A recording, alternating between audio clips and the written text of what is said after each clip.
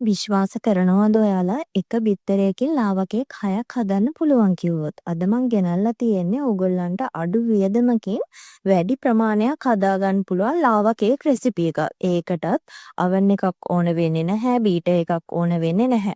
Rice cooker එකේ හදාගන්න විදිහ තමයි ගෙනාවේ. ඉතින් ගෙදර තියෙන භාජන වලින්ම මේ ලාවා කේක් ටික හරිම රසට ස්ටීම් කරලා හදාගන්න පුළුවන් රෙසිපි එකක් තමයි මම අද අරන් ආවේ. සබ්ස්ක්‍රයිබ් කරලා තියාගන්න අපේ ෆස්ට් කිචන් YouTube channel එක.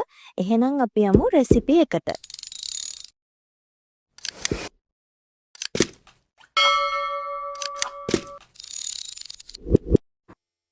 මම මෙතනදී අරගෙන තියෙන්නේ ඇස්ට්‍රා. ඔයගොල්ලන්ට කැමති නම් මෙඩෝලි වගේ පැටිස්ට්‍රි බේට් එකක් පාවිච්චි කරන්න පුළුවන්. ඇස්ට්‍රාත් උනත් කමක් නැහැ. ග්‍රෑම් 80ක් වගේ ගන්න. ඊට පස්සේ cooking chocolate. Dark cooking chocolate එක තමයි මම ගත්තේ රිස්බෙරි එකේ.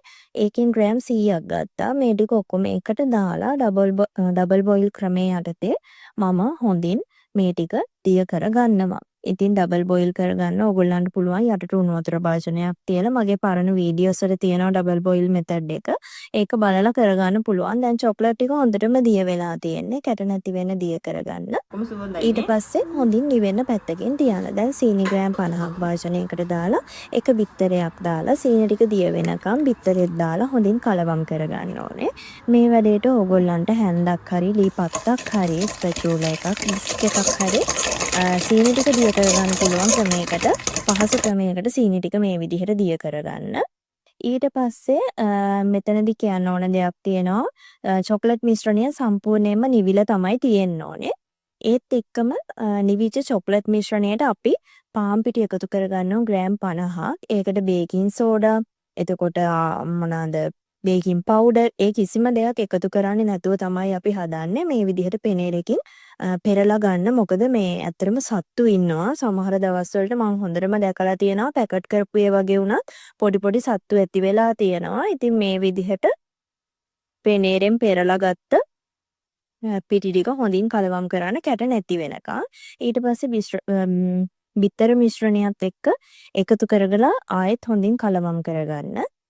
ඉතින් වැනිලා ස්වල්පයකුත් එකතු කරගන්න. ලුණු නම් එකතු කරන්න එපා. මොකද අපි ගන්නේ මාගරින් එකනේ. ඒකේ ලුණු රස තියෙනවා බටර් ගන්න හින්දා. ඊට පස්සේ අපිට කැමති කප් ප්‍රමාණයකට එකතු කරගන්න පුළුවන්. මං ගත්ත කඩේ තියෙන යෝගට් කප් සයිස් තියෙන්නේ. එන්නේ කප් එක. ඒක රුපියල් 14ක් හරි 15ක් හරි වෙන්නේ. ඒවා ස්ටීම් කරන්නත් පුළුවන්. ඒ වගේ කප් නැත්තම් තියෙනවා මේ බ්‍රවුනීස්, එතකොට ලාවා කේක් එහෙම හදන ෆොයිල් කප්. ඔයාලට ඒව වුණත් ගන්න පුළුවන්. එතකොට දැන් අපි ගත්තේ මේ මොනවාද යෝගට් කප්නේ. ඒකෙන් නම් මම 6ක වගේ ප්‍රමාණයක් 5ක් 6ක් හදාගන්න පුළුවන්. 6ක වගේ ප්‍රමාණයක් හදාගත්තා. ඒ පෝෂන් එක එක්කෙනෙක්ට හොඳටම ඇති. ඉතින් මේ විදිහට හදාගත්ත මිශ්‍රණය අපි කප් 6කට දාගන්නවා. ඊට පස්සේ ඔයගොල්ලන්ට පුළුවන් රයිස් කුකර් එකේ භාජනයේට වතුර දාලා ඒ ටික හොඳට නටාගෙන එනකොට ඉන්දියාප්ප තම්බනාර දැල් දැල් තියෙන්නේ. අන්න ඒ කොටස උඩින් තියලා හොඳට හුමාලේ ගියාට පස්සේ තමයි අපි තියාගන්න ඕනේ අපේ මේ ලාව කප් ටික. ඊට පස්සේ තමයි පියනෙන් වහලා විනාඩි 10ක් වගේ තැම්බෙන්න අරින්න ඕනේ. ඊට පස්සේ මේ විදිහට තැම්බිලා තියෙනවා. ඔයගොල්ලන්ට ලාව ප්‍රමාණය අඩු වැඩි කරගන්න පුළුවන් තම්බ ගන්න කාල සීමාවත් එක්ක විනාඩි 10ක් වගේ තම්බලා ගන්න මේ විදිහට හොඳටම ප්‍රමාණවත්. උඩ මෙන්න මේ වගේ තැම්බිලා තියෙන්න ඕනේ. ඉතින් හරිම රසයි. අලුතෙන් බ්‍රවුනීස් හරි ලාවා හරි රෙසිපි එකක් මම අරන් එන්නම්. ඕගොල්ලන්ට ඕන රෙසිපි එකක් තියෙනවා නම් පල්ලෙහායින් කමෙන්ට් කරන්නත් අමතක කරන්න එපා. වීඩියෝ එක බලලා හොඳයි නම් කමෙන්ට් එකක් දාගෙන යන්න. ප්‍රශ්න තියෙනවා නම් අනිවාර්යයෙන්ම කමෙන්ට් එකක් දාලා අහන්න. channel එකත් subscribe කරලා තියාගන්න. එහෙනම් අදට ගිහිල්ලා යන්න හැමෝටම සුබ දවසක්.